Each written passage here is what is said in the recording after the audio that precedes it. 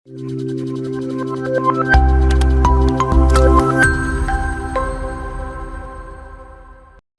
എല്ലാവർക്കും നമസ്കാരം. ലേൺ വൈസിന്റെ പുതിയൊരു ഹിസ്റ്ററി ക്ലാസ്സിലേക്ക് എല്ലാവർക്കും സ്വാഗതം. നമ്മൾ ഹിസ്റ്ററി ഓഫ് ഇന്ത്യൻ ഇക്കോണമി എന്നുള്ള MA പേപ്പർ ആണല്ലോ ഡിസ്കസ് ചെയ്യുന്നത്. ആ പേപ്പറിന്റെ ആദ്യത്തെ യൂണിറ്റ് നമ്മൾ എടുത്തു കഴിഞ്ഞു. ആദ്യത്തെ യൂണിറ്റ് എന്ന് പറയുന്നത് 18th സെഞ്ചുറി എന്നുള്ള ആ ഒരു സെഞ്ചുറിയെ നമ്മൾ കോണ്ടെക്സ്റ്റിൽ പ്ലേസ് ചെയ്യുന്ന ഒരു യൂണിറ്റ് ആയിരുന്നു. നമ്മൾ രണ്ടാമത്തെ യൂണിറ്റിലേക്ക് കടക്കുകയാണ്. Historiography of the colonial economy എന്നുള്ളതാണ് രണ്ടാമത്തെ യൂണിറ്റിന്റെ ടൈറ്റിൽ പറയുന്ന പോലെ തന്നെ കോളനി ഭരണത്തിന് ശേഷം വന്നിട്ടുള്ള ഒരു കൊളോണിയൽ സാമ്പത്തിക വ്യവസ്ഥയെ കുറിച്ചുള്ള ചരിത്ര രചന എങ്ങനെയാണ് നടന്നിട്ടുള്ളത്, ചരിത്ര രചനാ രീതികൾ ഏതൊക്കെ തരത്തിലായിരുന്നു, അതിന്റെ ഫലമായിട്ട് വന്നിട്ടുള്ള ഡിഫറെന്റ് പെർസ്പെക്റ്റീവ്സ് ഏതൊക്കെയാണ് എന്നുള്ള കാര്യങ്ങളൊക്കെയാണ് നമ്മൾ നോക്കുന്നത്. അപ്പൊ ഈ ഒരു ക്ലാസ് എന്ന് പറയുന്നത് അത് ഹിസ്റ്റോറിയോഗ്രാഫിക്കൽ ട്രെൻഡ് ആയതുകൊണ്ട് തന്നെ കുറെ തിയറീസും കാര്യങ്ങളും കുറെ പെർസ്പെക്റ്റീവ്സും ഒക്കെ പഠിച്ചു പോകുന്ന ഒരു പേപ്പറാണ്. ഇൻട്രസ്റ്റിംഗ് ആയിട്ടാണ് പേഴ്സണലി എനിക്ക് തോന്നിയിട്ടുള്ളത്. നിങ്ങൾ അഭിപ്രായം പറയാം. നമുക്കിനി ക്ലാസ്സിലേക്ക് കടക്കാം. ഇൻട്രൊഡക്ഷൻ ഡിസ്കസ് ചെയ്യാം. The economy of India has been analyzed since the British East India Company began trading. അതായത് ഇന്ത്യയുടെ സാമ്പത്തിക വ്യവസ്ഥയെ കുറിച്ചുള്ള പഠനങ്ങളൊക്കെ തന്നെ നടക്കുന്നത് ബ്രിട്ടീഷ് ഈസ്റ്റ് ഇന്ത്യ കമ്പനിയുടെ ആ ഒരു വരവിന് ശേഷമാണ്. Economist in England including Adam സ്മിത്തിനെ കുറിച്ച് എല്ലാവർക്കും ഒരു കേട്ടറിവെങ്കിലും ഉണ്ടാവും. ഭയങ്കര ഫേമസ് ആയിട്ടുള്ള ഒരു ഹിസ്റ്റോറിയൻ ആണ് ആദം സ്മിത്ത് എന്ന് പറയുന്നത്. അപ്പൊ അദ്ദേഹം ഇംഗ്ലണ്ടിൽ നിന്നുള്ള ഒരു ഇക്കണോമിസ്റ്റ് ആണ്. അദ്ദേഹവും ഇന്ത്യയുടെ ആ ഒരു കോളനി ഭരണം വന്നതിന് ശേഷമുള്ള കൊളോണിയൽ സാമ്പത്തിക വ്യവസ്ഥയൊക്കെ അനലൈസ് ചെയ്തിട്ടുണ്ട്. ഇന്ത്യയിൽ നിന്നുള്ള ഇമ്പോർട്ട്സിന്റെ ഫലമായിട്ട് വരുന്ന മാറ്റങ്ങളും അതിന്റെ ഇംപ്ലിക്കേഷൻസിനെ കുറിച്ചൊക്കെയാണ് അദ്ദേഹം ഒരുപാട് എഴുതിയിട്ടുള്ളത്. അതിന്റെ ഒപ്പം തന്നെ ഈ ഒരു കാലഘട്ടത്തിൽ എഴുതുന്ന ഇന്ത്യൻ നാഷണലിസ്റ്റ് അവരുടെ ഫോക്കസ് എന്ന് പറയുന്നത് Indian nationalist focus on the negative impact of colonial റൂളിന്റെ നെഗറ്റീവ് ഇമ്പാക്റ്റിനായിരുന്നു ഇന്ത്യൻ നാഷണലിസ്റ്റ് കൂടുതൽ അതിനെ ഫോക്കസ് ചെയ്തുകൊണ്ടായിരുന്നു നാഷണലിസ്റ്റിക് ആയിട്ടുള്ള റൈറ്റിംഗ്സ് വന്നിട്ടുള്ളത്. ഇതിൽ അടിസ്ഥാനമായിട്ടുള്ള ഒരു തിയറി എന്ന് പറയുന്നത് ഡ്രെയിൻ ഓഫ് വെൽത്ത് എന്നുള്ള തിയറിയാണ്. നമുക്ക് എല്ലാവർക്കും പരിചയമുള്ള ഒരു തിയറി ആയിരിക്കും. ദാദാഭായ് നവറോജി ഒക്കെ കൊണ്ടുവന്നിട്ടുള്ള തിയറിയാണ് ഡ്രെയിൻ ഓഫ് വെൽത്ത് എന്നുള്ളത്. ഡ്രെയിൻ ഓഫ് വെൽത്ത് എന്നുള്ള തിയറി നമ്മൾ ചുരുക്കി പറയുവാണ് എങ്കിൽ അത് അർത്ഥമാക്കുന്നത് കൊളോണിയൽ ഭരണം വന്നതിന് ശേഷം അതിന്റെ തുടർന്നുള്ള മാറ്റങ്ങൾക്ക് ശേഷം ഇന്ത്യയിൽ നിന്ന് ഒരുപാട് സമ്പത്ത് ചോർന്നൊലിച്ചു പോവുകയാണ് ചെയ്തത് എന്നുള്ള ഒരു കാര്യമാണ് നാഷണലിസ്റ്റിക് ആയിട്ടുള്ള പെർസ്പെക്റ്റീവ് സ്വീകരിക്കുന്നത്. എന്നാൽ നമ്മൾ കൊളോണിയലിസ്റ്റിക് ആയിട്ടുള്ള ആ ഒരു കോളനി ഭരണത്തിന്റെ ചുവട് താങ്ങിയുള്ള ഒരു പെർസ്പെക്റ്റീവ്സ് ഒക്കെ എടുത്ത് നോക്കുകയാണെങ്കിൽ ഇപ്പൊ ബ്രിട്ടന്റെ ഒരു അഭിപ്രായം നോക്കുകയാണെങ്കിൽ Britain denounces drain of wealth theory. അതായത് ബ്രിട്ടന്റെ അഭിപ്രായം അനുസരിച്ച് ഡ്രെയിൻ ഓഫ് വെൽത്ത് ഉണ്ടായിരുന്നില്ല എന്നുള്ളതാണ്. ബ്രിട്ടീഷുകാർ വന്നതിന് ശേഷം ഇന്ത്യക്ക് ഒരുപാട് നെഗറ്റീവ് ആയിട്ടുള്ള ഇമ്പാക്ട്സ് ആയിരുന്നു ഉണ്ടായിരുന്നത് എന്നാണ് കൊളോണിയലിസ്റ്റിക് ആയിട്ടുള്ള എന്നാണ് നാഷണലിസ്റ്റിക് ആയിട്ടുള്ള റൈറ്റിംഗ് പറയുന്നതെങ്കിൽ കോളനി ഭരണത്തിനോട് ചേർന്ന് നിൽക്കുന്ന ആൾക്കാർ പറയുന്നത് കോളനി ഭരണത്തിന് ശേഷം ഇന്ത്യക്ക് ഒരുപാട് നേട്ടങ്ങളാണ് ഉണ്ടായിട്ടുള്ളത് എന്നതാണ്. അപ്പൊ ആ ഒരു ഡിഫറെന്റ് പെർസ്പെക്റ്റീവ് എല്ലാം നമ്മൾ ഇനി വരുന്ന സ്ലൈഡ്സിലും ഡിസ്കസ് ചെയ്യും. അപ്പൊ നമ്മൾ നാഷണലിസ്റ്റിക് ആയിട്ടുള്ള ആ ഒരു റൈറ്റിംഗ്സിനെ കുറിച്ച് ചെറുതായിട്ട് പറഞ്ഞു പോയി. കൊളോണിയലിസ്റ്റിക് ആയിട്ടുള്ള റൈറ്റിംഗ്സിനെ കുറിച്ചും കുറച്ചൊന്ന് ചെറിയ രീതിയിൽ നമ്മളിപ്പോ ഓൾറെഡി മെൻഷൻ ചെയ്തു പോയി. ഇനി ഇതിന് ശേഷം വന്നിട്ടുള്ള ഒരു ഹിസ്റ്റോറിയോഗ്രാഫിക്കൽ റൈറ്റിംഗ് ആണ് മാർക്സിസ്റ്റ് ഹിസ്റ്റോറിയോഗ്രഫി എന്ന് പറയുന്നത്. ഇനി മാർക്സിസ്റ്റുകളുടെ ആ ഒരു മാർക്സിസ്റ്റ് ഹിസ്റ്റോറിയോഗ്രഫിയുടെ പെർസ്പെക്റ്റീവ് നോക്കുകയാണെങ്കിൽ ഇമ്പോർട്ടന്റ് ആയിട്ടുള്ള റൈറ്റേഴ്സ് ആയിരുന്നു R.P. ദത്തും രാമകൃഷ്ണ മുഖർജിയും. They analyse the transformation of India into a colonial economy. അവര് ഇന്ത്യയെ ഒരു കൊളോണിയൽ ഇക്കോണമി ആക്കി മാറ്റിയിട്ടുള്ള ഒരു സർക്കംസ്റ്റൻസിനെ കുറിച്ചും അതിന്റെ ഫലമായിട്ടുണ്ടായിട്ടുള്ള കാര്യങ്ങളെ കുറിച്ചും ഒക്കെയാണ് അവർ കൂടുതൽ എഴുതുന്നത്. ഇവരുടെ കാഴ്ചപ്പാടിൽ ഇവരൊന്നും കൂടെ ഒരു ക്ലാസ് സ്ട്രഗിൾ, ഒരു class differentiation, means of production എന്നുള്ള അത്തരത്തിലുള്ള ഒരു മാർക്സിസ്റ്റ് ടേംസും കാര്യങ്ങളും ഒക്കെ യൂസ് ചെയ്തുകൊണ്ടാണ് ഇവരുടെ ഹിസ്റ്റോറിയോഗ്രാഫിക്കൽ റൈറ്റിംഗ്സ് കൂടുതൽ വരുന്നത്. The left nationalist position is articulated in the text like Bipin Chandra's India's Struggle for Independence and Sumit Sarkar's Modern India. ഇനി അതിന്റെ ഒപ്പം തന്നെ മാർക്സിസ്റ്റ് റൈറ്റിംഗ്സിന്റെ ഒപ്പം തന്നെ ലെഫ്റ്റ് നാഷണലിസ്റ്റ് പൊസിഷൻ അല്ലെങ്കിൽ ആ ഒരു പെർസ്പെക്റ്റീവ് സ്വീകരിക്കുന്ന എഴുത്തുകളും വന്നിട്ടുണ്ട്. നാഷണലിസ്റ്റിക് ആയിട്ടുള്ള എഴുത്തുകളാണ്, എന്നാൽ ഒന്നും കൂടെ ഒരു ലെഫ്റ്റ് മാർക്സിസ്റ്റ് ആ ഒരു ചിന്താഗതിയോട് ചേർന്ന് നിൽക്കുന്ന റൈറ്റിംഗ്സും ഉണ്ടായി വന്നിട്ടുണ്ട്. അതിന്റെ രണ്ട് ഉദാഹരണമാണ് ബിപിൻ ചന്ദ്രയുടെ ഇന്ത്യ സ്ട്രഗിൾ ഫോർ ഇൻഡിപെൻഡൻസും സുമിത് സർക്കാരിന്റെ മോഡേൺ ഇന്ത്യ. ഇപ്പൊ മോഡേൺ ഹിസ്റ്ററി പഠിക്കുന്ന സ്റ്റുഡൻസിന് എല്ലാവർക്കും തന്നെ പരിചയമുള്ള രണ്ട് പേരുകളാണ് ബിപിൻ ചന്ദ്രയും സുമിത് സർക്കാരും. ഇനി അതിനുശേഷം the Cambridge economic history of India എന്ന് പറയുന്ന ഒരു വോളിയം വരുന്നുണ്ട്. It was edited by ധർമ്മകുമാർ and Meghnad Desai. അതിന്റെ ഒപ്പം തന്നെ തീർത്ഥങ്കർ റോയുടെ ഇക്കണോമിക് ഹിസ്റ്ററി ഓഫ് ഇന്ത്യ എന്ന് പറയുന്ന ഒരു വർക്കും വരുന്നുണ്ട്. These are significant contribution to the liberal understanding of the Indian economy during colonial period. അതായത് ഈ രണ്ട് പുസ്തകവും പ്രതിനിധീകരിക്കുന്നത് ഒരു രീതിയിൽ ഒരു ലിബറൽ അണ്ടർസ്റ്റാൻഡിങ്ങിനെയാണ്. ഇത് Cambridge way of writing history എന്നൊക്കെ പറയുന്ന ഒരു ഹിസ്റ്റോറിയോഗ്രാഫിക്കൽ ട്രെൻഡും കൂടെ വരുന്നുണ്ട്. അതിന്റെ ഒപ്പം തന്നെ ഒരു ലിബറൽ ആയിട്ടുള്ള ഒരു ചിന്താഗതി, അതായത് കോളനി ഭരണത്തെ അത്രയും ഹാർഷായിട്ട് എന്താ പറയാ ക്രിട്ടിസൈസ് ചെയ്യാതെ അതിന്റെ ഒക്കെ അപ്പുറത്തൊന്നുകൂടി ലിബറൽ ആയിട്ട് ഒന്നുകൂടി ഉദാരമായിട്ട് നിൽക്കുന്ന ഒരു ചിന്താഗതിയാണ് ലിബറൽ റൈറ്റിംഗ്സിൽ വരുന്നത്. ഇപ്പൊ തീർത്ഥങ്കർ റോയുടെ ഇക്കണോമിക് ഹിസ്റ്ററി ഓഫ് ഇന്ത്യ എന്നൊക്കെ പറയുന്ന ഒരുപാട് ഡിബേറ്റ്സ് ഒക്കെ ഉണ്ടാക്കിയിട്ടുള്ള ബുക്കാണ്. ഇപ്പൊ നമ്മുടെ ആദിത്യ മുഖർജിനെ പോലെയുള്ള നാഷണലിസ്റ്റ് ലെഫ്റ്റ് റൈറ്റേഴ്സിന്റെ വർക്കുകളൊക്കെ എടുത്തു നോക്കുവാണെങ്കിൽ തീർത്ഥങ്കർ റോയുടെ അപ്രോച്ചിനെ ഒരുപാട് ക്രിട്ടിസൈസ് ചെയ്യുന്ന ഒരു വർക്കാണ്. കാരണം അദ്ദേഹത്തിന്റെ റൈറ്റിംഗിൽ കോളനി ഭരണത്തിന്റെ നെഗറ്റീവ് ഇമ്പാക്റ്റുകളെ കുറിച്ച് അതിനപ്പുറത്തേക്കുള്ള കാര്യങ്ങളെ കുറിച്ചാണ് ചർച്ച ചെയ്യുന്നത്. ആ ഒരു എന്താ പറയുക നെഗറ്റീവ് പോസിറ്റീവ് ആ ഒരു ഡൈക്കോട്ടമിയിൽ നിന്നുകൊണ്ടല്ല സംസാരിക്കുന്നത്. അതുകൊണ്ട് തന്നെ ഒരുപാട് എന്താ പറയാ ക്രിറ്റിസിസംസും ഉണ്ടായിട്ടുണ്ട്. ഇപ്പൊ നമ്മുടെ ലെഫ്റ്റിസ്റ്റ് റൈറ്റേഴ്സ് ഒക്കെ എടുത്തു നോക്കുകയാണെങ്കിൽ ഒരുപാട് ക്രിറ്റിസിസംസ് ഒക്കെ ഒരുപാട് ഡിബേറ്റിനും കാര്യങ്ങൾക്കും ഒക്കെ വഴിവെച്ചിട്ടുള്ള ഒരു പുസ്തകമാണ് തീർത്ഥങ്കർ റോയുടെ പുസ്തകം എന്ന് നമുക്ക് പറയാനായിട്ട് സാധിക്കും. അതൊന്നും കൂടി കോളനി ഭരണത്തോട് ഒന്നും കൂടി ഒരു ലിബറൽ ആയിട്ടുള്ള ഒരു കാഴ്ചപ്പാടാണ് ഇവരുടെയൊക്കെ വർക്ക്സിന് ഉണ്ടായിട്ടുള്ളത് എന്നുള്ള കാര്യം കൂടി ഒന്ന് ഓർത്ത് വെക്കണം. ഇനി നമുക്ക് മേജർ ട്രെൻഡ്സിലേക്ക് കടക്കാം, മേജർ ഹിസ്റ്റോറിയോഗ്രാഫിക്കൽ ട്രെൻഡ്സിലേക്ക് കടക്കാം. നമ്മൾ ഓൾറെഡി ഡിസ്കസ് ചെയ്തതുപോലെ തന്നെ കൊളോണിയൽ വ്യൂ പോയിന്റ് ഉണ്ട്, നാഷണലിസ്റ്റ് വ്യൂ പോയിന്റ് ഉണ്ട്, അതിനുശേഷം മാർക്സിസ്റ്റ് വ്യൂ പോയിന്റ് ഉണ്ട്, പിന്നെ ലിബറൽ നിയോ ലിബറൽ ഇന്റർപ്രിട്ടേഷൻ വരുന്നുണ്ട്. പിന്നെ അതിന് ശേഷം വന്നിട്ടുള്ള കുറച്ച് ഇക്കണോമിക് ആയിട്ടുള്ള തിയറീസ്, ആന്ത്രപ്പോളജിക്കൽ ആയിട്ടുള്ള ഒരു വർക്കുകൾ, ഇക്കോളജിക്കൽ ആയിട്ടുള്ള പെർസ്പെക്റ്റീവ്സ്, അങ്ങനെ പുതുതായിട്ട് വന്നിട്ടുള്ള കുറച്ച് ട്രെൻഡുകളും കാര്യങ്ങളും കൂടെ നമ്മൾ ഡിസ്കസ് ചെയ്യുന്നുണ്ട്. ആദ്യമായിട്ട് തന്നെ നമുക്ക് കൊളോണിയൽ വ്യൂ പോയിന്റ് നോക്കാം. കൊളോണിയൽ വ്യൂ പോയിന്റ് നമ്മൾ പറഞ്ഞതുപോലെ തന്നെ കോളനി ഭരണത്തിന്റെ മെച്ചങ്ങളെ കുറിച്ചാണ് സംസാരിക്കുന്നത്. British rule brought peace and good government. British rule വന്നതിന് ശേഷം ഇവിടെ സമാധാനം ഉണ്ടായിരുന്നു, ഇവിടെ ഓർഡർ വന്നത്, ഇവിടെ നല്ല ഭരണം വന്നതും ഒക്കെയാണ് കൊളോണിയൽ വ്യൂ പോയിന്റ് പറയുന്നത്. Public investment in transport and communication lay the foundations for a modern economy. അതായത് ബ്രിട്ടീഷുകാർ വന്നതിന് ശേഷം ഇവിടെ കമ്മ്യൂണിക്കേഷൻ ഒരുപാട് രീതിയിൽ മെച്ചപ്പെടുന്നുണ്ട്, ട്രാൻസ്പോർട്ടേഷൻ മെച്ചപ്പെടുന്നുണ്ട്, റെയിൽവേ വരുന്നുണ്ട്, ടെലിഗ്രാഫ് വരുന്നുണ്ട്. അപ്പൊ ഇതെല്ലാം ഒരു മോഡേൺ ആയിട്ടുള്ള ആധുനികമായിട്ടുള്ള ഒരു സാമ്പത്തിക വ്യവസ്ഥയ്ക്ക് വഴിവെച്ചു എന്നാണ് കൊളോണിയൽ ആർഗ്യുമെന്റ് വരുന്നത്. അതിന്റെ ഒപ്പം തന്നെ British rule conferred the benefits of western science and education. Western science വരുന്നുണ്ട്, വെസ്റ്റേൺ രീതിയിലുള്ള എഡ്യൂക്കേഷൻ വരുന്നുണ്ട്. അപ്പൊ ഇതെല്ലാം കൊണ്ട് തന്നെ ഇന്ത്യ ഒന്ന് മെച്ചപ്പെടുകയാണ് ചെയ്തത് എന്നാണ് ഇവർ പറയുന്നത്. അതിന്റെ ഒപ്പം തന്നെ economic relations there beneficial for India. ചുരുക്കി പറഞ്ഞു കഴിഞ്ഞാൽ ബ്രിട്ടനുമായിട്ടുള്ള ഇന്ത്യയുടെ സാമ്പത്തിക ബന്ധം എന്ന് പറയുന്നത് ഇന്ത്യക്ക് ബെനിഫിഷ്യൽ ആയിരുന്നു എന്നാണ് ഇവർ പറഞ്ഞു വെക്കുന്നത്. എന്നാൽ ഇതിന് വിപരീതമായിട്ട് നാഷണലിസ്റ്റിക് ആയിട്ടുള്ള വ്യൂ എടുത്ത് നോക്കുകയാണെങ്കിൽ ഡ്രെയിൻ ഓഫ് വെൽത്ത് എന്നുള്ളത് തന്നെയാണ് അടിസ്ഥാനപരമായിട്ട് നിൽക്കുന്നത്. ഇന്ത്യയിൽ നിന്ന് വെൽത്ത് ചോർന്നു പോവുകയാണ് ചെയ്തിട്ടുള്ളത് എന്നാണ് അവർ പറഞ്ഞു വെക്കുന്നത്. അതിന്റെ ഒപ്പം തന്നെ കോളനി ഭരണത്തിന് ശേഷം ഇന്ത്യയിൽ ഇംപോവറിഷ്മെന്റ് ആണ് ഉണ്ടായിട്ടുള്ളത്. ഇന്ത്യ ഒന്നും കൂടെ ദരിദ്രമായെന്നും ഇന്ത്യയിൽ ഒന്നും കൂടെ പട്ടിണി മരണങ്ങളൊക്കെ നടക്കുകയും അതിന് ആ ഒരു അന്തരീക്ഷത്തിലേക്കാണ് ഇന്ത്യ മാറിയത് എന്നുള്ള രീതിയിലാണ് നാഷണലിസ്റ്റ് വ്യൂ പോയിന്റ് നടക്കുന്നത്. അതിന്റെ ഒപ്പം തന്നെ അവർ ഡീ ഇൻഡസ്ട്രിയലൈസേഷനെ കുറിച്ച് സംസാരിക്കുന്നുണ്ട്. അതായത് ഇന്ത്യ ആ ഒരു കോളനി ഭരണത്തിന് മുമ്പെന്ന് നോക്കുകയാണെങ്കിൽ നല്ല രീതിയിലുള്ള ടെക്സ്റ്റൈൽസ് ഒക്കെ പ്രൊഡ്യൂസ് ചെയ്തുകൊണ്ടിരുന്ന ഒരു ഇമ്പോർട്ടന്റ് ആയിട്ടുള്ള സെന്റർ ആയിരുന്നു. എന്നാൽ അതിനുശേഷം ബ്രിട്ടീഷുകാർ വന്നതിന് ശേഷം ഇന്ത്യയിൽ ഇൻഡസ്ട്രികൾ ഉണ്ടാവുന്നില്ല, പകരം അഗ്രികൾച്ചറിനാണ് കൂടുതൽ ഇമ്പോർട്ടൻസ് കൊടുക്കുന്നത്. അതും കൊമേഴ്ഷ്യലൈസ്ഡ് ആയിട്ടുള്ള അഗ്രികൾച്ചറിലേക്കാണ് കാര്യങ്ങൾ പോകുന്നത്. ക്യാഷ് ക്രോപ്പുകളൊക്കെ ആയിരുന്നു ഉൽപ്പാദിപ്പിച്ചുകൊണ്ടിരുന്നത്. അതിന് കാരണം ബ്രിട്ടന് ആവശ്യം എന്ന് പറയുന്നത് ഇന്ത്യയിൽ നിന്നുള്ള റോ മെറ്റീരിയൽസ് ആയിരുന്നു എന്നുള്ളത് തന്നെയാണ്.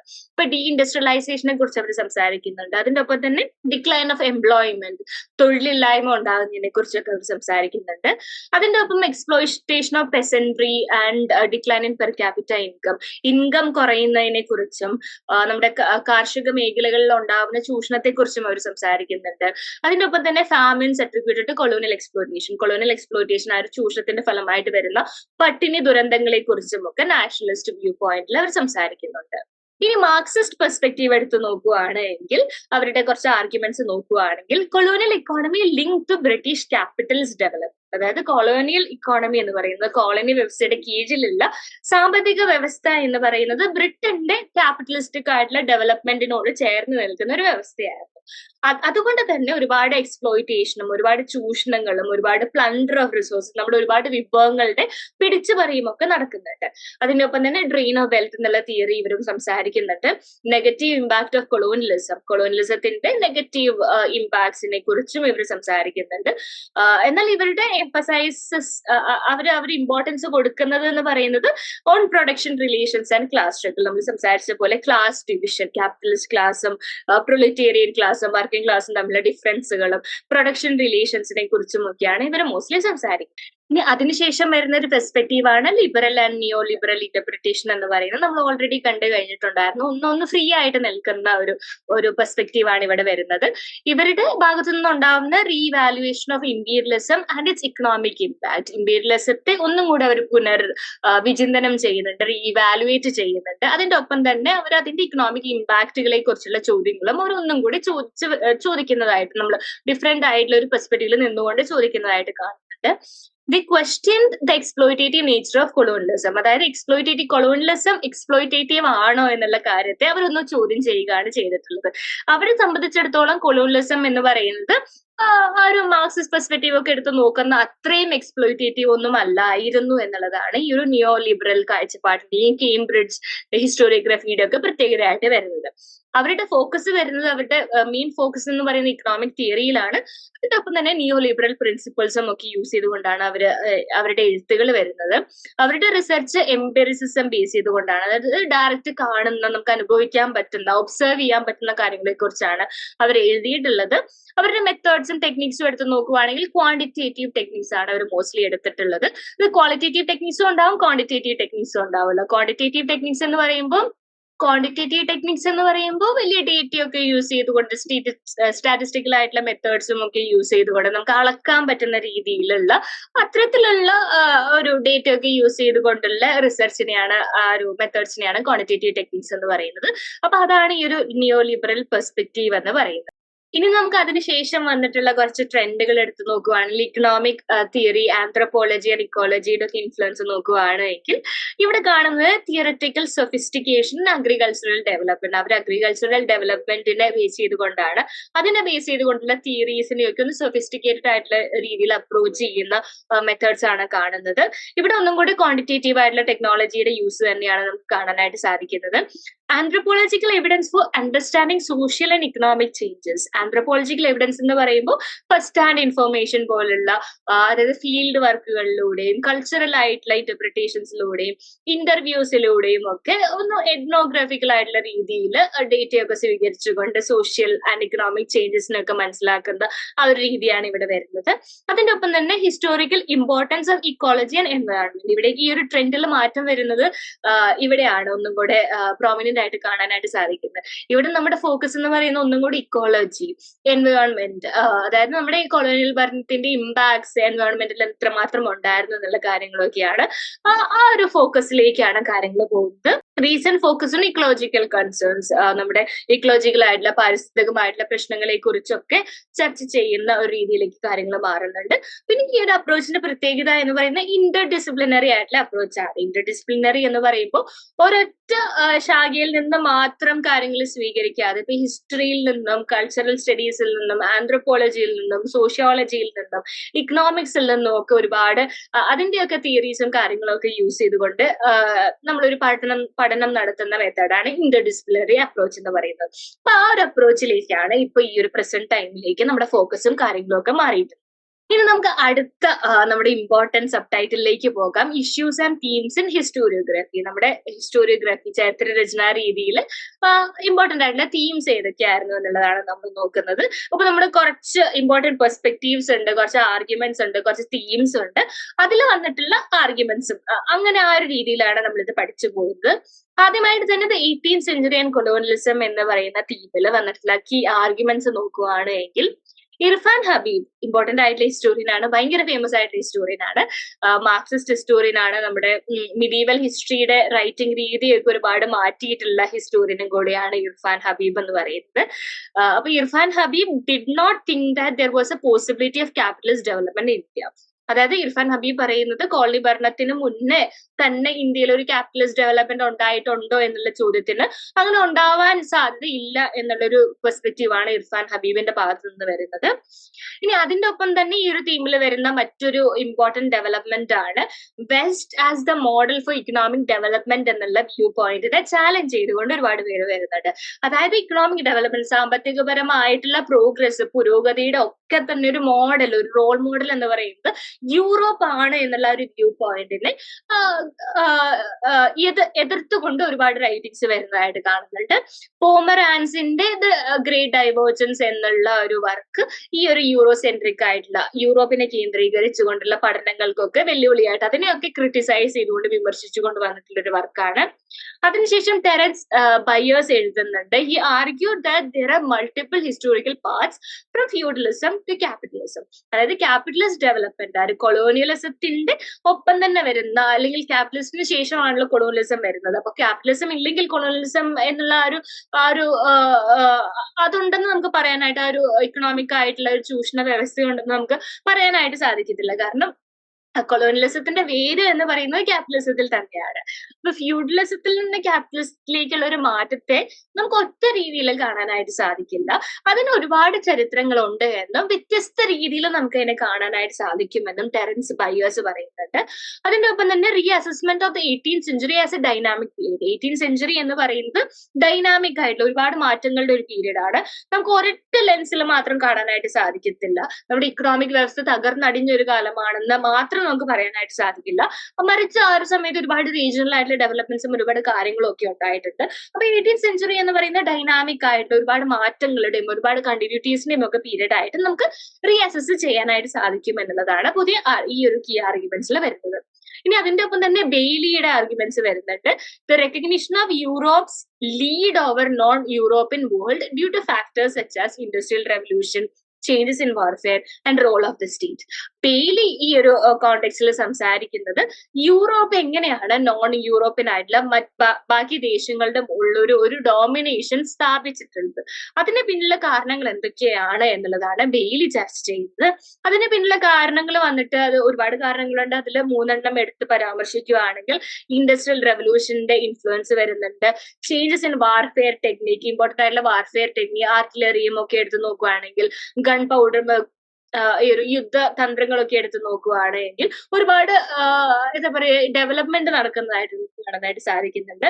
അതിന്റെ ഒപ്പം തന്നെ ഒരു സ്റ്റേറ്റിന്റെ റോളും ഇമ്പോർട്ടന്റ് ആയിട്ട് എടുത്തു പറയുന്നുണ്ട് ബെയ്ലിയുടെ ആർഗ്യുമെന്റ്. അപ്പൊ 18th സെഞ്ചുറി ആൻഡ് കൊളോണിയലിസം എന്ന് പറയുന്ന ഒരു വൈഡ് ആയിട്ടുള്ള ഒരു തീമിൽ വന്നിട്ടുള്ള ഡിഫറെന്റ് ഇമ്പോർട്ടന്റ് ആയിട്ടുള്ള കുറച്ച് ആർഗ്യുമെന്റ്സ് നമ്മൾ നോക്കിക്കഴിഞ്ഞിട്ടുണ്ട്. നമ്മളൊരു ബേസ് മാത്രമാണ് ഇട്ട് പോകുന്നത്. ഒരു മണിക്കൂർ ക്ലാസ്സിൽ മുഴുവൻ എടുത്ത് തീരത്തില്ലല്ലോ. അപ്പൊ നിങ്ങൾ എല്ലാവരും എപ്പോഴും ഞാൻ പറയുന്ന ഒരു കാര്യമാണ്, തീംസ് എഴുതിയിട്ട് അതിന് കീഴിൽ കുഞ്ഞു പോയിന്റ് ആക്കി എഴുതി വെക്കുകയാണെങ്കിൽ, എക്സ്പ്ലനേഷൻ പോലെ എഴുതി വെക്കുകയാണെങ്കിൽ, ഈ PPT തുറന്ന് വെച്ചിട്ട് അങ്ങനെ എഴുതി പോകുകയാണെങ്കിൽ എക്സാമിന് ആ ഒരു സമയത്ത് അത് റിവൈസ് ചെയ്താൽ മാത്രം മതി, മുഴുവൻ ഇരുന്ന് പഠിക്കേണ്ട ആവശ്യം വരത്തില്ല. ഇനി impact of colonial rule, colony ഭരണത്തിന്റെ ഇമ്പാക്ട് എന്തൊക്കെയായിരുന്നു എന്നുള്ള ആ ഒരു ചോദ്യത്തെ മുൻനിർത്തിക്കൊണ്ട്, ആ ഒരു തീമിനെ മുൻനിർത്തിക്കൊണ്ട് നമുക്ക് കുറച്ച് ആർഗ്യുമെന്റ്സ് പഠിക്കാം. നാഷണലിസ്റ്റ് ഇക്കണോമിസ്റ്റ് പറയുന്നത്, നാഷണലിസ്റ്റിക് ആയിട്ട് ചിന്താധാര ഫോളോ ചെയ്യുന്ന ഇക്കണോമിസ്റ്റിന്റെ അഭിപ്രായം അനുസരിച്ച് British rule made India poorer. അതായത് ബ്രിട്ടീഷ് റൂൾ വന്നതിന് ശേഷം ഇന്ത്യ ഒന്നും കൂടി ദരിദ്രമായെന്നും there is a decline of per capita income. അവർ കൊടുക്കുന്ന ഉദാഹരണം എന്ന് പറയുന്നത് ഇന്ത്യയുടെ പെർ ക്യാപിറ്റ ഇൻകം, ഒരു വ്യക്തി നേടിയിട്ടുള്ള, ഒരു വ്യക്തിയുടെ ആ ഒരു ഇൻകത്തിൽ വന്നിട്ടുള്ള മാറ്റം, ആ ഒരു പെർ ക്യാപിറ്റ ഇൻകത്തിൽ വന്നിട്ടുള്ള മാറ്റം, ആ ഒരു കുറവ് ചൂണ്ടിക്കാണിച്ചുകൊണ്ടാണ് ബ്രിട്ടീഷ് ഭരണത്തിന് ശേഷം ഇന്ത്യ ദരിദ്രമായി ആയി എന്ന് നാഷണലിസ്റ്റ് ഇക്കണോമിസ്റ്റുകൾ പറയുന്നത്. ഇനി കൊളോണിയൽ അപ്പോളോജിസ്റ്റുകൾ പറയുന്നത്, കോളനി ഭരണത്തിനോടൊപ്പം നിൽക്കുന്ന ആൾക്കാർ പറയുന്നത്, they blamed India's initial backwardness and population growth. അവർ പറയുന്നത് ഇന്ത്യ ദരിദ്രമായത് കോളനി ഭരണത്തിന് ശേഷമല്ല, ഇന്ത്യ ഓൾറെഡി ബാക്ക്വേർഡ് ആയിരുന്നു. അതിനൊപ്പം തന്നെ ഇന്ത്യയിൽ ഭയങ്കര പോപ്പുലേഷൻ ഗ്രോത്ത് ആയിരുന്നു, ഒരുപാട് പോപ്പുലേഷൻ ഉണ്ടായിരുന്നു, അതുകൊണ്ടാണ് പട്ടിണി മരണങ്ങൾ ഉണ്ടാവുന്നതെന്നും അതുകൊണ്ടാണ് ഇന്ത്യ ദരിദ്രമായത് എന്നൊക്കെയാണ് കൊളോണിയൽ ആയിട്ടുള്ള ചിന്താരീതിയെ ഫോളോ ചെയ്യുന്ന ആൾക്കാർ പറയുന്നത്. മാർക്സിസ്റ്റുകൾ പറയുന്നത്, they argued that British industrial capitalist hindered India's industrial growth. അതായത് ബ്രിട്ടീഷ് ക്യാപിറ്റലിസം ആണ് ഇന്ത്യയുടെ ഗ്രോത്തിന് തടഞ്ഞത് എന്നാണ് മാർക്സിസ്റ്റുകൾ പറയുന്നത്. അതിന്റെ ഒപ്പം തന്നെ tariff protection and state support could have help India's industry. അതായത് ഇന്ത്യയുടെ ഇൻഡസ്ട്രിയുടെ ഡെവലപ്മെന്റിന് ഇവർക്ക് ഒരുപാട് കാര്യങ്ങൾ ചെയ്യാമായിരുന്നു. ടാരിഫ് പ്രൊട്ടക്ഷൻ, നമ്മൾ കസ്റ്റം ഡ്യൂട്ടീസും ടാക്സുകളും ഒക്കെ കൊടുക്കുമല്ലോ, അപ്പൊ അതിൽ നിന്നെല്ലാം നമ്മളൊരു പ്രൊട്ടക്ഷനും അതിന്റെ ഒപ്പം തന്നെ സ്റ്റേറ്റിന്റെ സപ്പോർട്ടും ഉണ്ടായിരുന്നുവെങ്കിൽ ഇന്ത്യയുടെ ഇൻഡസ്ട്രി വികസിച്ചേനെ എന്നുള്ള ഒരു അഭിപ്രായമാണ് മുന്നോട്ട് വെക്കുന്നത്. അതിനുശേഷം ബാരാഡ് ബ്രൗൺ ആൻഡ് ഡേവിഡ് വാഷ്ബ്രൂക്കിന്റെ എഴുത്തുകൾ നോക്കുകയാണെങ്കിൽ, they explore the reasons for the stagnation of Indian agriculture. Indian അഗ്രികൾച്ചറിനെ ബേസ് ചെയ്തുകൊണ്ടാണ് അവരുടെ എഴുത്തുകൾ വരുന്നത്.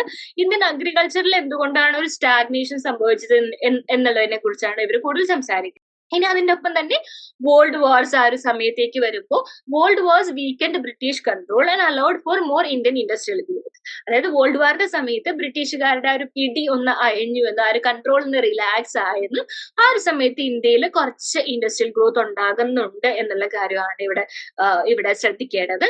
അതിന്റെ ഒപ്പം തന്നെ മൊത്തത്തിൽ പറയുവാണെങ്കിൽ, ഡിസ്പൈറ്റ് ദീസ് ചാലഞ്ചസ്, ഇത്തരത്തിലുള്ള ഒരുപാട് ചാലഞ്ചസ് ഉണ്ടായിട്ടുണ്ട് എങ്കിൽ പോലും there was limited industrial growth. കുഞ്ഞു രീതിയിലുള്ള ഇൻഡസ്ട്രിയൽ ഗ്രോത്ത് അപ്പോഴും അവിടെ ഉണ്ടാകുന്നുണ്ട്.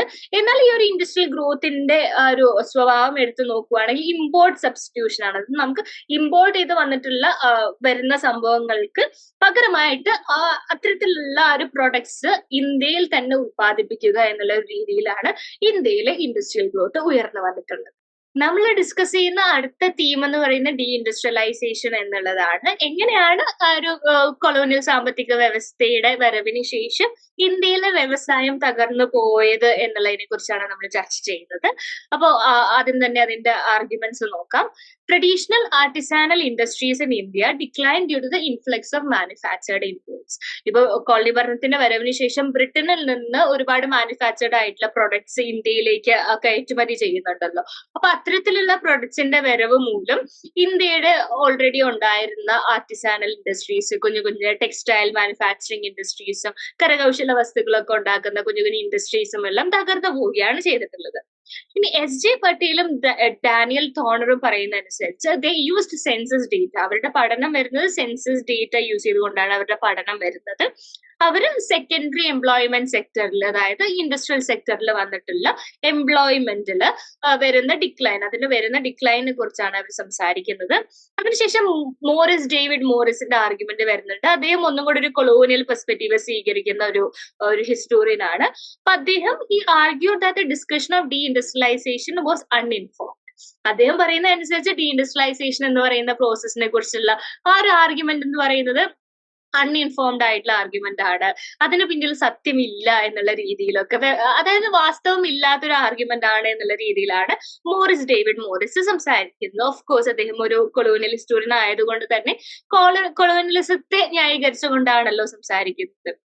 ഇനി തപൻ റായ് ചൗധരിയും ബിപിൻ ചന്ദ്രയും പോലുള്ള ഒരു ലെഫ്റ്റിസ്റ്റ് ഹിസ്റ്റോറിയൻസിന്റെ ആർഗ്യുമെന്റ്സിലേക്ക് വരുമ്പോൾ ദി ക്രിട്ടിസൈസ്ഡ് മോറിസിന്റെ ആർഗ്യുമെന്റിനെ അവർ വിമർശിക്കുകയാണ് ചെയ്തത്.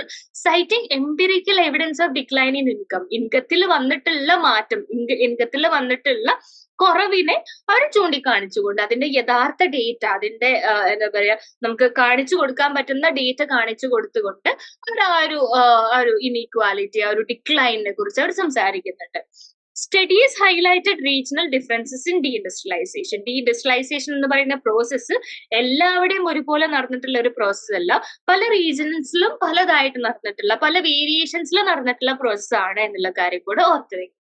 ഇനി ഡീ ഇൻഡസ്ട്രിയലൈസേഷന്റെ ഒക്കെ ഒപ്പം നിൽക്കുന്ന നമ്മുടെയൊക്കെ ഈ ഡിസ്കഷൻസിന്റെ ഒക്കെ ഒരു ഫൗണ്ടേഷൻ ആയിട്ടുള്ള ഡ്രെയിൻ ഓഫ് വെൽത്ത് എന്നുള്ള തിയറിയാണ് നമ്മൾ ഡിസ്കസ് ചെയ്യുന്നത്. Sir John Shore and Ram Mohan Roy made earlier estimates of wealth drain from India.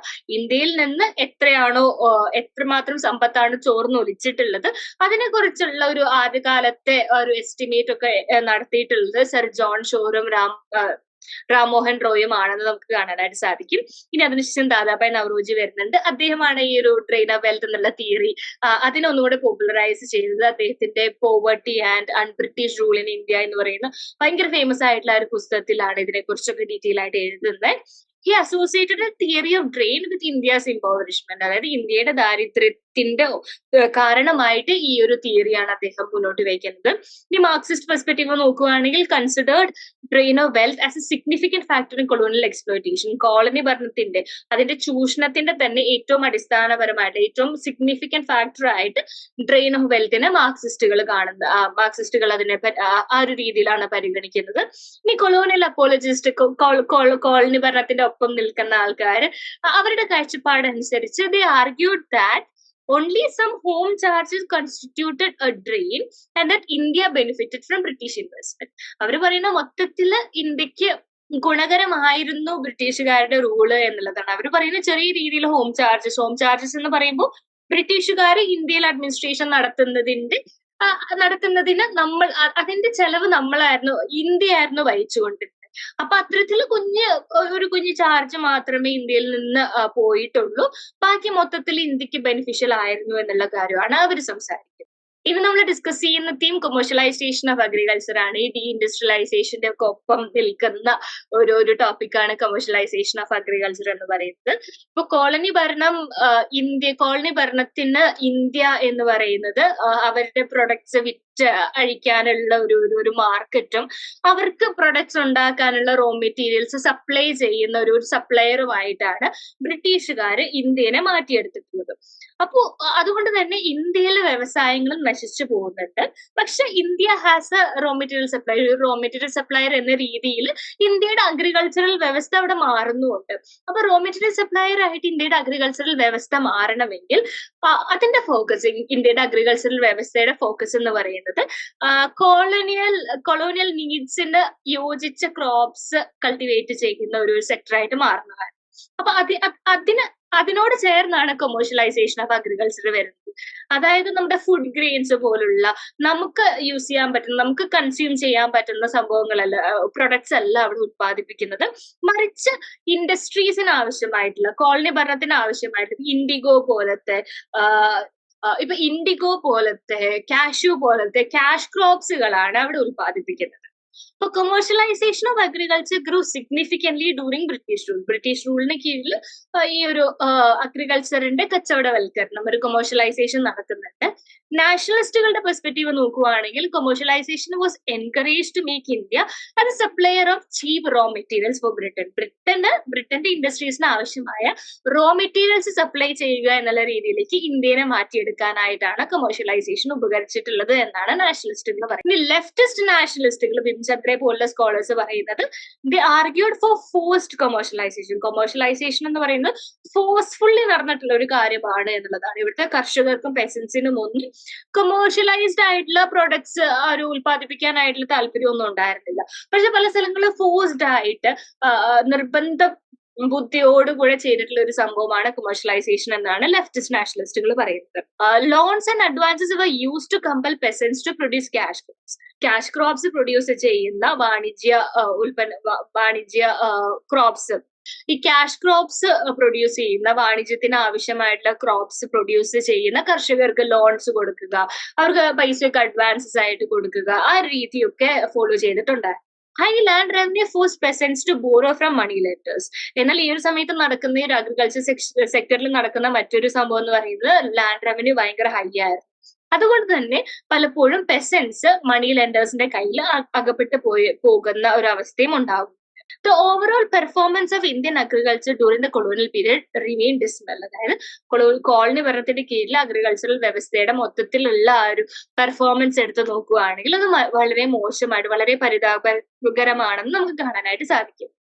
ഇനി ഗ്രോത്ത് ഓഫ് മോഡേൺ ഇൻഡസ്ട്രിയുടെ ഗ്രോത്ത് ആ ഒരു തീമിൽ നമുക്ക് അതിന്റെ ആർഗ്യുമെന്റ്സ് നോക്കാം. Nationalist argued that the British free trade policy hindered India's industrialization. അത് ബ്രിട്ടീഷുകാർ വന്നതിന് ശേഷം ഇന്ത്യയുടെ ഇൻഡസ്ട്രിയലൈസേഷൻ തകർന്നു പോയെന്നും ഇന്ത്യയിലെ മോഡേൺ ഇൻഡസ്ട്രീസ് ഒന്നും ഉയർന്നു വരാതിരിക്കാൻ കാരണം ബ്രിട്ടീഷ് ട്രേഡ് ആയിരുന്നു എന്നാണ് നാഷണലിസ്റ്റുകളുടെ argument. Colonial policy stagnated income and purchasing power. നമ്മുടെ ഇൻകവും നമുക്ക് പർച്ചേസ് ചെയ്യാനുള്ള നമ്മുടെ ഒരു പർച്ചേസിംഗ് കപ്പാസിറ്റി, നമുക്ക് എന്തെങ്കിലും സാധനം വാങ്ങാനുള്ള ഒരു കപ്പാസിറ്റിയെയും കോളനിയൽ പോളിസീസ് അതിനെല്ലാം അഫക്ട് ചെയ്തിട്ടുണ്ടെന്നും അതിനൊക്കെ ഒരു ഡിക്ലൈൻ ആണ് കാണാനായിട്ട് സാധിക്കുന്നത് എന്നുമാണ് ഇവര് പറഞ്ഞത്. Colonial scholars blamed social and cultural factors like religion for slow industrial development. എന്നാൽ കോളനി ഭരണത്തിനോട് ചേർന്ന് നിൽക്കുന്ന സ്കോളേഴ്സ് പറയുന്നത് ഇന്ത്യയുടെ ആ ഒരു സ്ലോ ഇൻഡസ്ട്രിയൽ ഡെവലപ്മെന്റ്, ഇന്ത്യയിൽ മോഡേൺ ഇൻഡസ്ട്രീസ് ഒന്നും ഉണ്ടായി വരാതിരിക്കാനുള്ള കാരണം എന്ന് പറയുന്നത് സോഷ്യൽ ഫാക്ടേഴ്സ് ആണ്. റിലീജിയൻ ഒക്കെയാണ്. ഇന്ത്യയിൽ ഒരുപാട് റിലീജിയനും സൂപ്പർസ്റ്റിഷൻസും ഒക്കെ ഉണ്ടായിരുന്നതാണ് കാരണം എന്നാണ് അവർ പറയുന്നത്. The Great Depression led to import substitution industrialization in India. ഒരു ഗ്രേറ്റ് ഡിപ്രഷൻ വരുന്നുണ്ടല്ലോ 1929 ആ ഒരു സമയങ്ങളിൽ മൊത്തത്തിൽ ഗ്ലോബലി ഒരു ഡിപ്രഷൻ സംഭവിക്കുന്നുണ്ട്, സാമ്പത്തിക വ്യവസ്ഥയിൽ ഒരു ഡിപ്രഷൻ സംഭവിക്കുന്നുണ്ട്. It led to import substitution industrialisation in India. അത് ഇന്ത്യയിൽ ചെറിയ രീതിയിൽ ഇൻഡസ്ട്രിയലൈസേഷന്റെ ആ ഒരു ശ്രമങ്ങളെല്ലാം തുടങ്ങി വെക്കുന്നതിന് കാരണമായിട്ടുണ്ട്. ഈ ഇത്തരത്തിലുള്ള ഇൻഡസ്ട്രിയലൈസേഷന്റെ ഇമ്പോർട്ടൻസ് എന്ന് പറയുന്നത്, അതിന്റെ പ്രത്യേകത എന്ന് പറയുന്നത് ഇമ്പോർട്ട് സബ്സ്റ്റിറ്റ്യൂഷൻ ആണ്. അത് ഇന്ത്യയിലേക്ക് ഇറക്കുമതി ചെയ്യുന്ന ഉൽപ്പന്നങ്ങൾക്ക് പകരമായിട്ട് ഇന്ത്യയിൽ തന്നെ അത് ഉൽപ്പാദിപ്പിക്കുക എന്നുള്ള രീതിയിലേക്കുള്ള ഒരു ഇൻഡസ്ട്രിയലൈസേഷൻ ആണ് അവിടെ സംഭവിക്കുന്നത്. Colonialism had A negative impact on indigenous business groups, particularly in eastern India. Eastern ഇന്ത്യയുടെ ആ ഒരു ഈസ്റ്റിലുള്ള ബിസിനസ് ഗ്രൂപ്പ്സിന്റെ ഇന്ത്യക്കാരായിട്ടുള്ള ബിസിനസ് ഗ്രൂപ്പ്സിന്റെ ഒക്കെ ആ ഒരു അംബിഷൻസിനും ബിസിനസിനും ഒക്കെ കൊളോണിയലിസം ഒരു നെഗറ്റീവ് ഇമ്പാക്ട് ആയിട്ടുണ്ടായിരുന്നു. ഇത് closing years of colonial era, colonial എറയുടെ ഏറ്റവും അവസാന ഒരു ദശകങ്ങൾ എടുത്ത് നോക്കുകയാണെങ്കിൽ British private business became more willing to assist in India's industrial development. ഒരു കോളനി ഭരണത്തിന്റെ അവസാന സമയങ്ങളാകുമ്പോഴേക്കും എന്നാൽ ബ്രിട്ടീഷുകാർ ഇന്ത്യയുടെ ഇൻഡസ്ട്രിയൽ ഡെവലപ്മെന്റിന് ഒന്ന് സഹായിച്ചു കൊടുക്കുന്ന, ഒന്ന് അസിസ്റ്റ് ചെയ്യുന്ന രീതിയിലേക്ക് ബ്രിട്ടീഷ് ബ്രിട്ടീഷ് പ്രൈവറ്റ് ബിസിനസ് മാറുന്നതായിട്ട് നമുക്ക് കാണാനായിട്ട് സാധിക്കുന്നു. ഇനി മണി ആൻഡ് ഫൈനാൻസ് എന്നുള്ള അടുത്ത തീം നോക്കാം.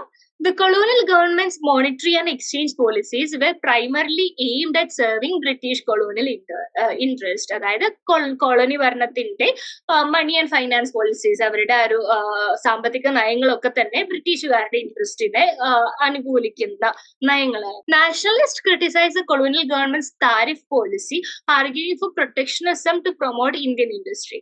അതായത് നാഷണലിസ്റ്റുകൾ ഇന്ത്യയുടെ ഇൻഡസ്ട്രീസിനെ പ്രൊട്ടക്ട് ചെയ്യാനുള്ള താരിഫ് പോളിസീസിന് വേണ്ടി ഒക്കെ ആർഗ്യൂ ചെയ്യുകയും അതിന് എഗെയിൻസ്റ്റായി നിലകൊള്ളുന്ന കോളനി ഭരണത്തിന്റെ നയങ്ങളെയൊക്കെ ക്രിട്ടിസൈസ് ചെയ്യുകയും ചെയ്തു. The fixed exchange rate was argued to be harmful for Indian economic interest. അതായത് എക്സ്ചേഞ്ച് റേറ്റ്, ഇന്ത്യൻ റുപ്പിയും പൗണ്ടും തമ്മിലുള്ള എക്സ്ചേഞ്ച് റേറ്റ് എന്ന് പറയുന്നത് ഫിക്സഡ് ആക്കി വെക്കുന്ന ആ ഒരു നയം എന്ന് പറയുന്നത് ഇന്ത്യക്ക് ഒരുപാട് കോട്ടം സംഭവിക്കുന്ന, ഇന്ത്യയുടെ ഇക്കണോമിക് ഇൻട്രസ്റ്റുകൾക്ക് ഒരുപാട് പ്രശ്നം ഉണ്ടാക്കുന്ന നയമാണെന്ന് അവർ തിരിച്ചറിഞ്ഞിട്ടുണ്ടായിരുന്നു. ഇപ്പൊ നമ്മുടെ അംബേദ്കർ ഒക്കെ എഴുതിയിട്ടുണ്ടായിരുന്നു പ്രോബ്ലം ഓഫ് ഇന്ത്യൻ റുപ്പി എന്ന് പറയുന്ന അദ്ദേഹത്തിന്റെ തീസിസ് പേപ്പറൊക്കെ ഈ ഒരു എന്താ പറയുക എക്സ്ചേഞ്ച് റേറ്റ് ഒക്കെ അതിന്റെ ഒക്കെ ബേസിസിൽ വന്നിട്ടുള്ള ഒരു തീസിസ് ആണ്. Nationalist argued that a low exchange rate, nationalist ഒരു എക്സ്ചേഞ്ച് റേറ്റ് ഒന്ന് കുറച്ച് വെക്കുന്നതിന് വേണ്ടി വാദിച്ചിട്ടുള്ള ആൾക്കാരായിരുന്നു. എന്നാൽ കോളനി ഭരണത്തിന്റെ ഒപ്പം ചേർന്ന് നിൽക്കുന്ന scholars, colonial apologist argued that a higher exchange rate would benefit the government's revenue position. അവർ പറയുന്നത് ആ ഒരു എക്സ്ചേഞ്ച് റേറ്റ് കൂട്ടി വെക്കുകയാണെങ്കിൽ ഗവൺമെന്റിന് ഒരുപാട് റവന്യൂ കിട്ടും, അതുകൊണ്ട് ഇന്ത്യക്ക് അത് ഗുണകരമായിരിക്കും എന്നുള്ള രീതിയിലാണ് അവർ സംസാരിക്കുന്നത്. Britain derived significant benefits from his control over Indian currency and exchange. ഇന്ത്യയുടെ ആ ഒരു പണമിടപാടുകളിലും എക്സ്ചേഞ്ചിലും ഒക്കെ ബ്രിട്ടന് ഒരു കൺട്രോൾ ഉണ്ടായിരുന്നത്, അത് ബ്രിട്ടനെ തന്നെയാണ് ബെനിഫിറ്റ് ചെയ്തത് എന്നുള്ളതാണ് നമുക്കതിന്റെ മൊത്തത്തിലുള്ള പിക്ചറിൽ നിന്ന് നമുക്ക് മനസ്സിലാക്കിയെടുക്കാനായിട്ട് സാധിക്കും. ഇനി ന്യൂ ട്രെൻഡ്സ്, അതായത് ഈ ഒരു മേഖലയിൽ, ഈ ഒരു ഹിസ്റ്റോറിയോഗ്രഫിയിലൊക്കെ വന്നിട്ടുള്ള പുതിയ ട്രെൻഡുകൾ, പുതിയ പഠനങ്ങളൊക്കെ എന്തൊക്കെയാണെന്ന് നമുക്ക് നോക്കാം. Recent works in economic history have been exploring themes that were not extensively developed in earlier studies. അതായത് ഏർലി സ്റ്റഡീസ് എടുത്ത് നോക്കുകയാണെങ്കിൽ ട്രെയിൻ ഓഫ് വെൽത്ത് വരുന്നുണ്ട്, ഇൻഡസ്ട്രിയലൈസേഷൻ, അഗ്രികൾച്ചർ സെക്ടറിന്റെ പ്രശ്നങ്ങൾ, അങ്ങനത്തെ കാര്യങ്ങളൊക്കെയാണ് ചർച്ച ചെയ്തിട്ടുണ്ടായിരുന്നത്. എന്നാൽ പുതിയ പഠനങ്ങൾ എടുത്ത് നോക്കുമ്പോൾ പുതിയ തീമുകളാണ് ഉയർന്നു വരുന്നത്. സ്ത്രീകളുടെ റോളിനെ കുറിച്ചും ലേബറിനെ കുറിച്ചും തൊഴിലാളികളെ കുറിച്ചും ഒക്കെയാണ് ഒരുപാട് പഠനങ്ങൾ ഇവിടെ ഉണ്ടായിട്ടുള്ളത്. ഇനി ലേബർ എന്നുള്ള തീമിൽ വന്നിട്ടുള്ള കുറച്ച് പഠനങ്ങൾ എടുത്ത് നോക്കുകയാണെങ്കിൽ ചന്ദവാർക്കറിന്റെ വർക്ക് വരുന്നുണ്ട്. അദ്ദേഹത്തിന്റെ argument industries preferred a large casual work force to control cost. അദ്ദേഹം പറയുന്നത് കൊളോണിയൽ ഇക്കണോമിയുടെ കീഴിൽ വർക്ക് ഫോഴ്സ് എന്ന് പറയുന്ന കാഷ്വൽ ലേബറേഴ്സിന്റെ ഒരു വർക്ക് ഫോഴ്സ് ആയിട്ട് മാറുന്നതായിട്ട് കാണുന്നുണ്ട്. അതായത് കോസ്റ്റ് കുറയ്ക്കാനായിട്ട്, അവരുടെ എക്സ്പെൻസുകൾ കുറയ്ക്കാനായിട്ട് കാഷ്വൽ വർക്ക് ഫോഴ്സ്, അതായത് ഒരു സെക്യൂരിറ്റി ഒന്നും ഇല്ലാത്ത വർക്ക് ഫോഴ്സിൽ ഒരു തൊഴിലാളികള് അധികം സെക്യൂരിറ്റിയും കാര്യങ്ങളും കോൺട്രാക്റ്റും ഒന്നും ഇല്ലാത്ത ഒരു വർക്ക് ഫോഴ്സ്, ഒരു കാഷ്വൽ വർക്ക് ഫോഴ്സിലേക്കുള്ള ഒരു മാറ്റമാണ് അദ്ദേഹം ചൂണ്ടിക്കാണിക്കുന്നത്. ഇനി വോൾക്കോട്ട് ആൻഡ് ക്ലാർക്ക് പറയുന്ന അനുസരിച്ച് cotton mills performance in the 1930s was hindered by the inability to reduce nominal wages. അദ്ദേഹത്തിന്റെ പഠനം കോട്ടൺ മിൽസിനെ കേന്ദ്രീകരിച്ചുകൊണ്ടാണ്. 1930കളിലാണ് അദ്ദേഹത്തിന്റെ പഠനം നടക്കുന്നത്. അദ്ദേഹം പറയുന്നത് ഈ ഒരു കോട്ടൺ മിൽസിന്റെ 1930കളിലെ കോട്ടൺ മിൽസിന്റെ പെർഫോമൻസ്, അവരുടെ പെർഫോമൻസിന് കോട്ടൺ സംഭവിച്ചത്. ഇനി അതിനുശേഷം ഈ ഒരു തീമിൽ വന്നിട്ടുള്ള ഇമ്പോർട്ടന്റ് വർക്കാണ് വോൾക്കോട്ടിന്റെയും ക്ലാർക്കിന്റെയും. അവരുടെ work focus on the cotton mills performance in 1930s. 1930കളിലെ കോട്ടൺ മിൽസിന്റെ പെർഫോമൻസിനെ കേന്ദ്രീകരിച്ചുകൊണ്ടായിരുന്നു അവരുടെ വർക്ക് വന്നിട്ടുള്ളത്. അവർ പറയുന്ന അനുസരിച്ച് ഈ ഒരു സമയത്ത് ലേബറേഴ്സിന്റെ വേജ്, അതിന്റെ നോമിനൽ വേജ് കുറയ്ക്കാനായിട്ട് ശ്രമങ്ങൾ ഉണ്ടായിട്ടുണ്ടായിരുന്നു. എന്നാൽ അതിന്റെ ഒരു ഇന്നബിലിറ്റി, അത് കുറയ്ക്കാൻ സാധിക്കാതെ ഇരുന്നത് കാരണമാണ് അതിന്റെ ഒരു ഫലമായിട്ടാണ് കോട്ടൺ മിൽസിന്റെ പെർഫോമൻസിൽ ഒരു കോട്ടം സംഭവിക്കുന്നത് എന്നുള്ളതാണ് ഇവര് കണ്ടുപിടിച്ചിട്ടുള്ള, അല്ലെങ്കിൽ ഇവര് മുന്നോട്ട് വെച്ചിട്ടുള്ള ആർഗ്യുമെന്റ് എന്ന് പറയുന്നത്. ഇനി ദീപേഷ് ചക്രവർത്തി വളരെ ഫേമസ് ആയിട്ടുള്ള ഹിസ്റ്റോറിയൻ ആണ്, സബോൾട്ടൺ ഹിസ്റ്റോറിയൻ ആണ്. അദ്ദേഹത്തിന്റെ പഠനം നടക്കുന്നത് ബംഗാളിലെ മിൽ വർക്കേഴ്സിനെ, മിൽ ഓണേഴ്സിനെ കേന്ദ്രീകരിച്ചുകൊണ്ടാണ്. അദ്ദേഹത്തിന്റെ argument in Bengal mill owners failure to provide basic amenities led to jobbers playing a crucial role in employment, housing and provisions for workers. അദ്ദേഹം ചൂണ്ടിക്കാണിക്കുന്നത് ജോബേഴ്സ് എന്ന് പറയുന്ന ഒരു മിഡിൽമെന്റെ റോളാണ്. അതായത് തൊഴിലാളികളും തൊഴിൽ ഉടമകളും തമ്മിൽ, അതായത് ഈ ഫാക്ടറീസിന്റെ ഒക്കെ ഉടമകളുടെയും ഇടയിൽ തൊഴിൽ കൊടുക്കുന്ന ആൾക്കാർ എന്നുള്ള രീതിയിൽ ഒരു മിഡിൽ മെൻ പ്രവർത്തിച്ചിട്ടുണ്ടായിരുന്നു. ഇപ്പൊ തൊഴിലാളികളെ റിക്രൂട്ട് ചെയ്യുന്നതും അവർക്ക് ആവശ്യമായിട്ടുള്ള കാര്യങ്ങളും എല്ലാം നടത്തി കൊടുക്കുന്നത് ജോബേഴ്സ്, ഈ മിഡിൽ മെൻ ആയിരുന്നു. ഇപ്പോ ഫാക്ടറി ഉടമകളല്ല തൊഴിലാളികളെ കണ്ടുപിടിക്കുന്നത്, മറിച്ച് ഇവർക്ക് ഇടയിൽ നിൽക്കുന്ന ജോബേഴ്സ് എന്ന് പറയുന്ന ഒരു മിഡിൽ കാറ്റഗറി ആയിരുന്നു. അപ്പൊ അവരുടെ റോളിനെ കുറിച്ചാണ് ദീപേഷ് ചക്രവർത്തി സംസാരിക്കുന്നത്. ഇനി ഗ്യാൻ പ്രകാശ് എഗെയിൻ ഒരു സബോൾട്ടൺ ഹിസ്റ്റോറിയൻ ആണ്. അദ്ദേഹം പറയുന്ന അനുസരിച്ച് he explore the emergence of landless agriculture labour in Bihar. ബീഹാറില് ഭൂരഹിതരായിട്ടുള്ള അഗ്രികൾച്ചറൽ ലേബർ, തൊഴിലാളികളുടെ ഉദയത്തെ കുറിച്ച്, എമർജൻസിനെ കുറിച്ചാണ് അദ്ദേഹം സംസാരിക്കുന്നത്. ധർമ്മകുമാറിന്റെ സ്റ്റഡിയിൽ വരുന്നത് class of landless labour existed in pre colonial Madras presidency, colony ഭരണത്തിന് മുന്നേയുള്ള മദ്രാസ് പ്രസിഡൻസിയിൽ ഭൂരഹിതരായ തൊഴിലാളികളെ കേന്ദ്രീകരിച്ചും അതിനുശേഷം വന്നിട്ടുള്ള മാറ്റങ്ങളെ കുറിച്ചും ഒക്കെയാണ് ധർമ്മകുമാറിന്റെ സ്റ്റഡി വരുന്നത്. The role of caste in relation to the performance of artisanal work have been explored. അതിന്റെ ഒപ്പം തന്നെ ഈ ഒരു തൊഴിലാളികളുടെ ഒരു പ്രശ്നങ്ങളുടെയും കാര്യങ്ങളുടെയും ഒപ്പം തന്നെ കാസ്റ്റ് എന്നുള്ള ഒരു ഫാക്ടറും കൂടെ ഈ ഒരു പഠനങ്ങളുടെ എല്ലാം ആധാരമായിട്ട് വന്നിട്ടുണ്ട്. കാസ്റ്റ് എന്നുള്ള ഒരു റോൾ ഓഫ് കാസ്റ്റിന്റെ ആ ഒരു റോള് മോസ്റ്റ്ലി ചർച്ച ചെയ്തിട്ടുള്ളത് ആർട്ടിസാനൽ ആ ഒരു ഇൻഡസ്ട്രിയിലാണ്. കരകൗശല വസ്തുക്കളുടെ ഒക്കെ വ്യവസായമൊക്കെ നടക്കുന്ന ഇൻഡസ്ട്രിയിൽ കാസ്റ്റ് എങ്ങനെയാണ് പ്രവർത്തിക്കുന്നത് എന്നുള്ളതിനെ കുറിച്ച് ഒരുപാട് പഠനങ്ങൾ വന്നിട്ടുണ്ട്. ഇനി ഇറിഗേഷൻ എന്നുള്ളത് പുതിയ കാലത്തിൻ്റെതായി വന്നിട്ടുള്ള ഒരു പുതിയ തീമാണ്. Irrigation has always been crucial for economic and social history in India. ഇന്ത്യയുടെ സാമൂഹ്യ ചരിത്രമെടുത്താലും സാമ്പത്തിക ചരിത്രമെടുത്താലും ഒക്കെ ഇറിഗേഷൻ ഇമ്പോർട്ടന്റ് ആയിട്ടുള്ള ഒരു ഫാക്ടറായിട്ട് കാണാനായിട്ട് സാധിക്കും. Ian Stone emphasise the overall positive impact of irrigation. Ian Stone എന്ന് പറയുന്ന സ്കോളർ ഇറിഗേഷന്റെ പോസിറ്റീവ് ഇമ്പാക്റ്റുകളെ കുറിച്ച് എഴുതിയിട്ടുണ്ട്. Irrigation and colonisation contributed development of rural urban divide in the പഞ്ചാബിനെ കേന്ദ്രീകരിച്ചുകൊണ്ട് വന്നിട്ടുള്ള പഠനങ്ങളെല്ലാം കണ്ടെത്തിയിട്ടുള്ളത് ഇറിഗേഷനും കൊളോണിയലിസത്തിന് ശേഷം വന്നിട്ടുള്ള ഒരു ഇറിഗേഷനും ഡെവലപ്മെന്റും ഒക്കെ തന്നെ റൂറൽ ഏരിയാസും അർബൻ ഏരിയാസും തമ്മിൽ ഒരു വിഭജനത്തിന് പഞ്ചാബിൽ അളവിൽ കാരണമായിട്ടുണ്ട് എന്നുള്ളതാണ്. The colonial state aimed to incorporate local communities into a larger hydraulic environment. അതിൽ കോളനി ഭരണം ഒരുപാട് ഇറിഗേഷൻ പ്രൊജക്ടുകളും കാര്യങ്ങളും എല്ലാം ചെയ്തിട്ടുണ്ട്. അതിനു മുന്നേയും ഡൽഹി സുൽത്താനേറ്റിന്റെയും അക്ബറിന്റെയും കാലത്തും ഒക്കെ ഒരുപാട് ഇറിഗേഷൻ വർക്ക്സ് നടക്കുന്നതായിട്ട് കാണാനായിട്ട് സാധിക്കുന്നുണ്ട്. അപ്പൊ കൊളോണിയൽ സ്റ്റേറ്റ് മൊത്തത്തിലുള്ള ഒരു ഒരു ഒരു ഇറിഗേഷൻ അറ്റംപ്റ്റ്സ് നടക്കുന്നത്, അവരുടെ മൊത്തത്തിലുള്ള ഒരു ഹൈഡ്രോളിക് എൻവയറൺമെന്റ് എന്ന് പറയും. അതായത് ഈ ഒരു ഇറിഗേഷൻ വർക്ക്സും ഒക്കെ നടക്കുന്ന ഒരു മൊത്തത്തിലുള്ള ഒരു എന്താ പറയാ പരിസ്ഥിതിയിലേക്ക് കുഞ്ഞു കുഞ്ഞു കമ്മ്യൂണിറ്റീസിനെ, അതായത് അതിൽ നിന്നെല്ലാം മാറി നിൽക്കുന്ന ട്രൈബൽ കമ്മ്യൂണിറ്റീസിനെ പോലുള്ള കുഞ്ഞു കുഞ്ഞു കമ്മ്യൂണിറ്റീസിനെ എല്ലാം കൊണ്ടുവരാനായിട്ടുള്ള ശ്രമങ്ങളൊക്കെ അവർ നടത്തുന്നുണ്ട്. Irrigation projects impacted social and economic changes in irrigated areas such as land ownership patterns and agricultural productivity. അതായത് പല സ്ഥലങ്ങളിലും ഇറിഗേഷൻ പ്രൊജക്ട്സ് വരുന്നതിനോടനുബന്ധിച്ച് അതിനുശേഷം ഒരുപാട് മാറ്റങ്ങൾ ഉണ്ടാകുന്നുണ്ട് എന്നുള്ളതാണ്. ഇപ്പൊ ലാൻഡ് ഓണർഷിപ്പ് എടുത്താലും അഗ്രികൾച്ചറിന്റെ പ്രൊഡക്ഷൻ എടുത്താലും സോഷ്യൽ റിലേഷൻസ് എടുത്താലും ഒക്കെ ഒരുപാട് മാറ്റങ്ങൾ കാണാനാകും എന്നുള്ളത്. ഇനി അടുത്ത തീം എൻവയോൺമെന്റ് ആൻഡ് ഫോറസ്ട്രി എന്നുള്ള തീമാണ്. ഇപ്പോ ഒരുപാട് വർക്കുകൾ നടക്കുന്ന ഒരു തീമാണ്. The study of forest tribes and ecological changes has gain prominence. ഈ ഒരു പുതിയ കാലത്ത് ഫോറസ്റ്റിനെ കുറിച്ചും ട്രൈബൽ ഡെവലപ്മെന്റ് ട്രൈബ്സിനെ കുറിച്ചും അവരുടെ പ്രശ്നങ്ങളെ കുറിച്ചും ഈ ഒരു ഫോറസ്റ്റ് പോളിസീസ് ഒക്കെ മൂലം സംഭവിച്ചിട്ടുള്ള ട്രൈബ്സിന്റെ ആ ഒരു ജീവിത നിലവാരത്തിൽ വന്നിട്ടുള്ള പ്രശ്നങ്ങളെ കുറിച്ചും ഇക്കോളജിക്കൽ ആയിട്ടുള്ള ഇംബാലൻസിനെ കുറിച്ചും ഒക്കെ ഒരുപാട് പഠനങ്ങൾ നടക്കുന്നുണ്ട്. രാംചന്ദ്ര ഗുഹയുടെ ചിപ്കോ മൂവ്മെന്റിനെ കുറിച്ചുള്ള പഠനം വളരെ ഇമ്പോർട്ടന്റ് ആയിട്ടുള്ള ഒരു പഠനമാണ്. Tribal movements against colonial forest policies have been documented in various studies. അതായത് കോളനി ഭരണം എല്ലാ ഇടങ്ങളിലും ഒരുപാട് മാറ്റങ്ങൾ ഉണ്ടാക്കിയിട്ടുണ്ട്. അതിന്റെ ഒപ്പം തന്നെയാണ് ഫോറസ്റ്റ് പോളിസീസിലും ഒരുപാട് മാറ്റങ്ങൾ ഉണ്ടാക്കിയിട്ടുണ്ടായിരുന്നു. ഫോറസ്റ്റ് എന്ന് പറയുന്നത് എല്ലാവർക്കും മൊത്തത്തിലുള്ള ഒരു വിഭവമായിരുന്നുവെങ്കിൽ, എല്ലാവർക്കും ഉപയോഗിക്കാൻ പറ്റുന്ന ഒരു വിഭവമായിരുന്നുവെങ്കിൽ കോളനി ഭരണം വന്നതിന് ശേഷം അത് റിസർവ് ചെയ്ത് വെക്കുകയും അത് ഗവൺമെന്റിന്റെ കീഴിലേക്ക് കൊണ്ടുവരികയും ഒക്കെ ചെയ്തിട്ടുണ്ട്. അപ്പോ ഈ ഇത്തരത്തിലുള്ള പോളിസീസിനെതിരെയൊക്കെ ഉയർന്നു വന്നിട്ടുള്ള ട്രൈബൽ കലാപങ്ങളെ കുറിച്ചും ഒക്കെ ഒരുപാട് സ്റ്റഡീസ് നടക്കുന്നു. Colonial policies aim to exploit natural resources and develop the colony.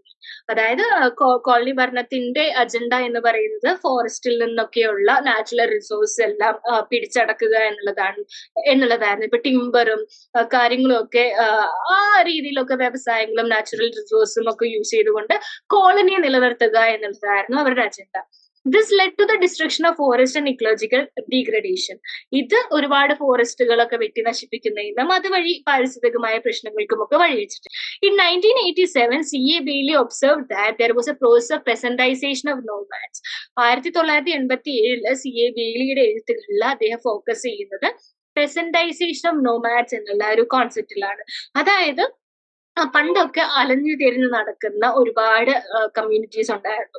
അവരെല്ലാം ഒരു സ്ഥലത്ത് എന്താ പറയാ ഒരു സ്ഥലത്തെ കേന്ദ്രീകരിച്ചുകൊണ്ട് ഒരു സ്ഥലത്ത് താമസിച്ച് അവിടെ കൃഷി ചെയ്യുന്ന പെസൻസ് ആക്കി മാറ്റുന്ന ഒരു പ്രോസസ്സും കോളനി ഭരണത്തിന്റെ ഒരു ഫോറസ്റ്റ് പോളിസീസ് മൂലം ഉണ്ടാകുന്നുണ്ട് എന്നുള്ളതാണ് C.A. ബെയ്ലി പറയുന്നത്.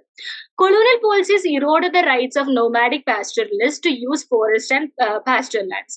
അതായത് പണ്ട് ഈ പറഞ്ഞ പോലെ അലിഞ്ഞു തിരിഞ്ഞു നടക്കുന്ന പലരും പാസ്റ്ററൽസ് ആയിരുന്നു. അതായത് കന്നുകാലികളെ മേയ്ക്കുന്ന ആട് മേയ്ക്കുന്ന വ്യക്തികളായിരുന്നു. അപ്പൊ ഇവര് ഫോറസ്റ്റുകളിലൊക്കെ പോയിട്ട് ആടിനെ കൊണ്ടൊക്കെ ഫോറസ്റ്റുകളിലൊക്കെ പോയിട്ട് അവരെ തീറ്റിക്കുന്ന ഒരു അവസ്ഥയൊക്കെ ആ ഒരു രീതിയൊക്കെ ആയിരുന്നു ഫോളോ ചെയ്തിട്ടുണ്ടായിരുന്നത്. എന്നാൽ കോളോണിയൽ ഫോറസ്റ്റ് പോളിസീസ് ഇവർ അതിൽ നിന്നെല്ലാം വിലക്കുകയും ഫോറസ്റ്റ് എന്നുള്ള ആ ഒരു റിസോഴ്സ് അവർക്ക് അന്യമായി മാറുകയുമാണ് ചെയ്തിട്ടുള്ളത്. ഇനി വിമൻ ഇൻ കൊളോണിയൽ ഇക്കോണമി എനിക്ക് ഏറ്റവും പേഴ്സണലി ഇഷ്ടപ്പെട്ട തീമാണ്. ഇപ്പോ വിമന്റെ റോളിനെ കുറിച്ചാണ് നമ്മൾ സംസാരിക്കുന്നത്. While women's studies have grown significantly, women's studies എന്നുള്ള ആ ഒരു ശാഖ ഒരുപാട് വികസിച്ചിട്ടുണ്ട് എങ്കിൽ പോലും their role in the economy during colonial period has received less attention.